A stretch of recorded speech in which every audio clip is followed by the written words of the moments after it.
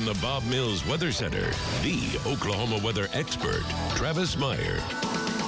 School's winding down, but we had an opportunity to be at Monte Casino today. Even in the midst of rain, we were able to get in. And this is just a small part of the group that was there. Station Knight was with me as well as we were talking about weather as they get ready for spring. It was a bit of a hair-raising experience for Stacia. And fortunately, nobody touched her. Nobody got shocked in this situation. But we were reminding people, lightning can be dangerous. Also, today, it's pretty doggone cool. We've been hanging in the 50s. The record low high temperature is 62. We're bound and determined to break that by midnight at the way it's going. 82 is considered a normal high temperature. And so we're kind of seeing that all change. A lot of construction sites today around the Tulsa area got shut down because of the rain and the lightning that was going on. We're looking right now at 75 and 44, and you can see there's not much happening other than cars passing through the area at this hour. That rain continued to develop, and notice nothing in southeast Oklahoma. And as it went north, it basically just stayed right near the Kansas border, and it's like not trying to cross into Kansas. Additional rain across the portions of the west, and then high plain showers and thunderstorms are breaking out right now. That's additional parts of that storm system that'll be coming in. Right now, it's mainly light rain.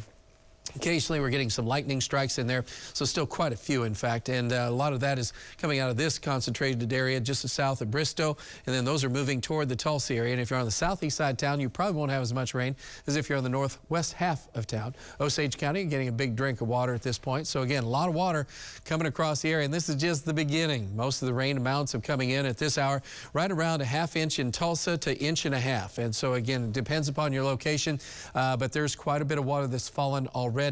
And we still have a lot of water to go through, believe it or not. So some additional amounts of rain of 2 to 3 inches, isolated amounts, additional of 4 inches. That caused some flooding, and that is not exactly what we want. Lake levels are just coming down, getting a little bit more reasonable. Keystone's 10 feet above normal and has been everything's been dropping. 10 Killer, which was 34 feet above normal, is now down to 15 feet above normal, still very high. But at least they were coming down. So we just hope and pray that we don't have a whole bunch of water flowing out of the area, but unfortunately, it sounds like we will from the looks of it. Right now, it's cloudy, gray, 57, 96% humidity, dew point at 56. The air is basically saturated at this hour. Temperatures in the 50s across the area, still 60 in Coweta. It's going to be a degree or two warmer where it's not raining, but we're talking about conditions that are favorable for, as I said, a lot of additional rain. But down in the southeast, you guys have had sunshine today, been in the low 70s, while the rest of us been in the 50s in the rain. And that goes back to the west. Now, the good news is there's rain out west. The bad news is there's rain out west because they're just starting wheat harvest, and wheat does not like rain when it's ripe. And so the farmers, what they have, they've got to get that crop out because there isn't much crop out in western Oklahoma. And then here comes another big band of rain late tonight and tomorrow morning. And then that's going to move across the Tulsa area in eastern Oklahoma. Moderate to heavy downpours of rain likely tomorrow. Could be some flooding going on tomorrow afternoon. Rumbles of thunder. We're going to be warmer. We'll be in the 60s instead of 50s. And then rain and thunderstorms still heavy, possibly severe, southeast of Tulsa with hail and wind.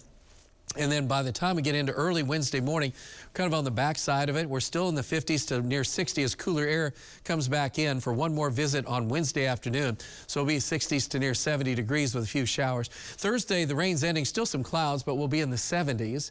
And then on Friday, as many people want to get out of town or head to a lake or go do something fun, we'll be in the 80s. So the sun does come out. Timing is pretty good. I wouldn't say impeccable, but pretty good because Memorial Day weekend right now seems to be shaping up to be almost summery with upper 80s, maybe nearing 90. Any chance of rain would be coming in Monday night into Tuesday. It gets a little windy over the weekend. So our forecast looks like this. We're talking about 57 as we look at tonight at 9. Still some areas of rain, thunder around. Midnight, still a slight chance of showers, a few areas of thunderstorms. And then by morning, still some areas of thunder showers.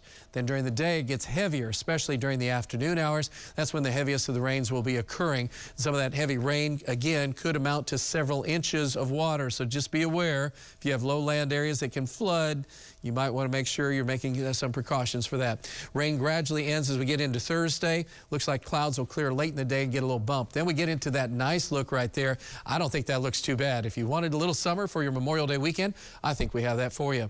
That's a 9-day planner. Time for sports. And John.